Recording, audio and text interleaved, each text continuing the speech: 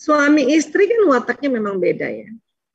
Jadi pas yang suaminya pendiam, istrinya pembicara. Atau istilahnya bukan pendiam ya, pemikir atau introvert. Istrinya yang ekstrovert, yang pembicara, yang heboh, yang spontan kan gitu. Atau kebalikannya, istrinya yang pemikir, pengamat, suaminya yang pembicara, itu memang begitu kan, itu pasangannya. Ya. Hati-hati prasangka kita. Kita sangka suami yang introvert ini ya masih belum melejit dia punya potensi, padahal sudah sebetulnya. Tapi memang orang introvert, potensi melejitnya tidak bisa disamakan dengan orang ekstrovert.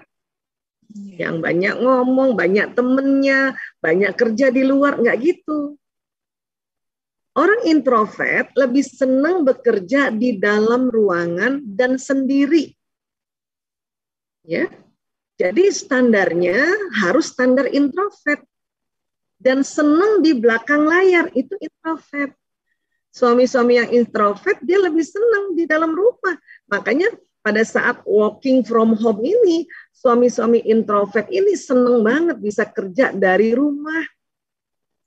Di belakang layar, nggak ketemu orang langsung. Itulah ya karakteristik orang introvert. Beda ekstrovert. Ekstrovert ini selalu mau ketemu orang. Dan selalu mau ketemu, benar-benar ketemu, bukan hanya virtual kayak gini. Dan dia bisa produktif di luar rumah, itu ekstrovert. Mungkin Ibu Dianara yang ekstrovert, makanya Bu Dianara ya itu berpotensi atau melejit potensinya kalau di luar rumah ketemu orang, apalagi ketemu orang baru. Gitu. Tapi suami nggak kayak gitu. Ya, jadi ini yang harus paham dulu supaya standarnya adalah buat introvert standar introvert, buat ekstrovert standar ekstrovert. Ya, jadi nanti khawatirnya kalau nggak ngerti ini keliru berprasangka. Karena suami udah di belakang layar tuh udah bagus banget. Ya, apalagi nih, misalnya nih suami introvert udah ada kamarnya, ya istri sudah siapkan tuh meja kerjanya atau pojok kerja, ya terus dia dirapikan gitu tempat-tempatnya, ya tempat earphone-nya, tempat sound-nya dirapikan, kadang laptopnya ada 2, 3, itu buat orang introvert itulah tempat kerja yang nyaman. Ketemu orang biarkan lewat Zoom, ketemu orang biarkan lewat video call, ketemu orang biarkan lewat ya layar, seperti itu orang introvert. Ya, jadi harus ngerti dulu. Ya. Yeah. Kedua, pantang negur suami depan orang atau dalam grup, itu pantang, itu adab. Adab istri ke suaminya. Apalagi suaminya orang introvert, ditegur di grup walaupun grup keluarga, istri negur, ya, ayo dong, ya, ini dong, kerja lagi dong supaya melejit potensinya, itu tersinggung. Kalau bicaralah kalau hal-hal yang ada kaitan dengan dirinya, ya, dengar ya, ada kaitan dengan dirinya, berdua saja. Kalaupun mau pakai gadget lewat japri, ya. Jadi laki-laki nih atau suami tidak suka langsung dibicarakan tentang dirinya depan orang lain, tentang dirinya ya. Tapi kalau misalnya kita cerita, ayah misalnya ya, itu ya adik ipar kita itu nggak masalah itu. Tapi kalau ayah jangan gitu dong, ayah harusnya, itu di depan orang atau dalam grup itu tersinggung. Ya, jadi sekali lagi begitulah adabnya. Ya. Oke, silakan ada lagi. Terima kasih. Ini ada 3 pertanyaan lagi Bu ya? Ya boleh. Ya. Assalamualaikum Bu Aisyah. Waalaikumsalam warahmatullahi wabarakatuh. Bagaimana cara memotivasi anak laki-laki ya Bu ya untuk belajar atau mengerjakan tugas-tugas sekolah daringnya tanpa harus berdebat dulu? Karena kebetulan saya adalah ibu dari 3 anak laki-laki yang masih SD. Mohon saran dan nasihatnya. Terima kasih. Lalu ada dari Ibu Ratna, dari Ibu Anissa ya. Assalamualaikum Bunda Aisyah. Waalaikumsalam warahmatullahi. Saya ketitipan pertanyaan dari teman, dia bertanya, sifat suami kan melindungi keluarga, terutama istri. Bagaimana cara mengatasi suami teman yang mudah temperamental, Bu? Sampai KDRT, sulit diajak bicara baik-baik jika ada masalah. Terima kasih. Dan satu lagi, Bu, dari Wida Nurrohmah. Assalamualaikum Bunda Aisyah. Waalaikumsalam warahmatullahi. Ya, izin Wida. Saya memiliki adik laki-laki berumur 16 tahun. Sekarang ini adik saya sudah mulai tidak betah lagi di rumah, mengerjakan tugas sekolahnya pun sudah malas, apalagi kondisi saat ini sekolahnya masih daring dan dia ini orangnya cenderung pendiam. Jadi terkadang saya susah untuk mengajak komunikasinya. Bagaimana cara yang tepat menghadapinya? Terima kasih, Bu. Ada yang perlu kita pelajari pada laki-laki juga, ya, di mana otak kanan laki-laki itu lebih dominan, ya. Apa kerja otak kanan, boys? Otak kanan itu kerja intuisi, ya. Kemudian apalagi bermain, warna-warni, teknologi, bergerak, benda, ya, visualisasi. Hayalan juga di kanan. Tapi paling dominan itu bermain dan olahraga di kanan. Laki-laki memang lebih dominan dibanding kita perempuan. Otak kanannya laki-laki itu lebih dominan dari kita. Ya, nah, untuk itu supaya mengambil hatinya anak laki-laki dan adik laki-laki, ya, kalau bertanya jangan langsung bertanya, udah kerjain tugas, PR-nya gimana? Itu anak laki-laki langsung otaknya tegang. Tanya permainan dong. Tadi main apa, Nak? Siapa yang menang? Ya. Alhamdulillah saya punya pengalaman laki-laki ini banyak. Adik saya 3 laki-laki semua. Anak saya 4 laki-laki. Pasien saya 90% laki-laki. Itulah yang memaksa saya belajar otak laki-laki. Dan saya dapat clue-nya. Oh, mereka otak teknologi, otak bermain, otak imajinasi, otak intuisi, otak hikmah. Jangan salah, anak laki-laki itu hikmahnya keren. Lebih cepat ambil hikmah dibanding perempuan. Ya, maka dirubah. Kalau tanya belajarnya gimana, PR-nya udah selesai, itu otak kiri. Di otak kirinya itu ya tidak sekuat otak kanannya anak laki-laki ini, apalagi masih kecil. Itulah yang menjemukan. Sehingga kadang-kadang ibunya belum tanya, anak laki udah mulai nih. Ntar pasti nanya PR nih. Ntar lagi tanya tugas nih. Ya, itu membuat kesal anak laki-laki. Makanya sulit diajak kompromi pada anak laki-laki. Maka ya kita tanya aja permainan, nggak apa-apa. Tanya PR boleh nggak? Boleh tanya, boleh. Tapi urutan yang 10. Di mana dia udah seneng dulu.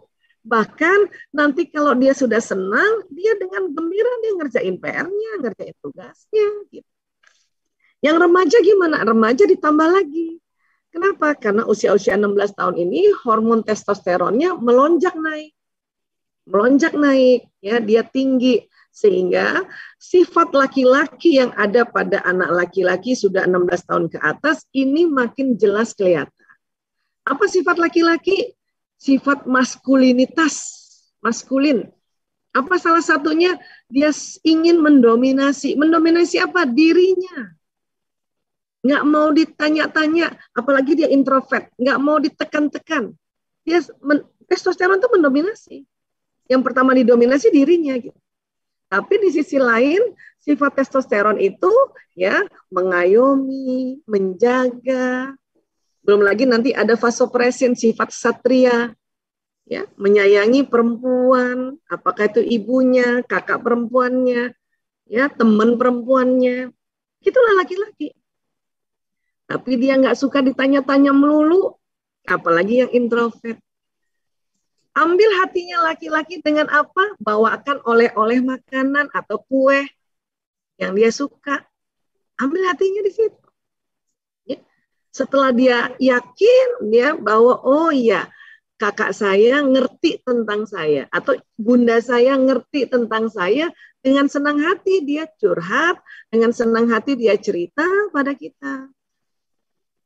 Buat ibu-ibu yang anaknya laki-laki ya Bu, kalau anak laki-laki sedang ngerjakan PR, ini teman-teman saya tuh yang sering dengerin saya cerita gini udah hafal tuh.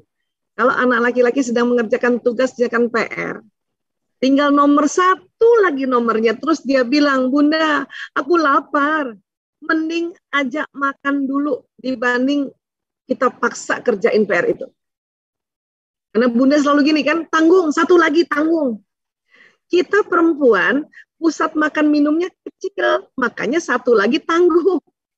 Tapi laki-laki, anak laki-laki, kalau dia bilang, Bunda, aku lapar, itu berarti sudah tahan lapar setengah jam sampai 1 jam. Maka mending makan dulu. Supaya dia senang nanti ngerjakan. Itu alhamdulillah itu yang saya pakai terhadap anak laki-laki saya. Alhamdulillah.